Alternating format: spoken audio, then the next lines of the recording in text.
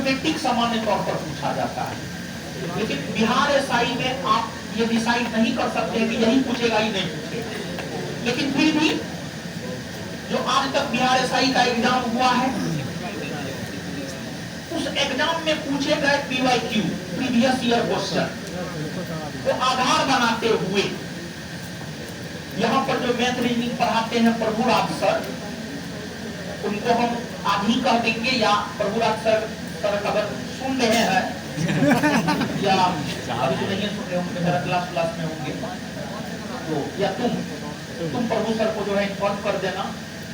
कि इस प्रीलिम्स में 5 से 6 क्वेश्चन के लिए जो है प्रीवियस ईयर को ध्यान में रखते हुए हम 500 से 600 क्वेश्चन सर से पहले तैयार करवाते हैं, और 500 से 600 क्वेश्चन सर से तैयार करवा करके जो है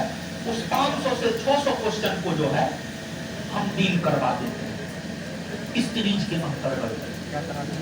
डील करवा देंगे। और अगर 500 से 600 क्वेश्चन आप प्रीलिम्स में कर लीजिएगा ना, उस कंसेप्ट के आधार पर आप मैथ का भी क्वेश्चन बना करके आप आ जाइएगा उस कंसेप्ट के आधार पर मैथ का भी क्वेश्चन बना करके, और वो कंसेप्ट आपको मेंस में भी काम दे देगा। और मेंस में तो 20 से 25 क्वेश्चन पूछता है, कभी 18, कभी 20, कभी 22 क्वेश्चन पूछता है मैथ रीजनिंग से, तो वहां पर तो होमवर्क सीरीज में मैथ और रीजनिंग को शामिल करना ही पड़ेगा। लेकिन प्रीलिम्स में भी हम चीजों को शामिल कर लेते हैं ताकि प्रीलिम्स में कुछ चीजों को आप जान लीजिए और फिर मेंस में कुछ चीज को आप जान लीजिए। ठीक है, तो मैथ और रीजनिंग का भी उपाय तो अब हम कर ही दिए। अब आगे बोलिए, हिंदी इंग्लिश के लिए कुछ करने की जरूरत है। अब देखिए एक बात बताइए, सुनिए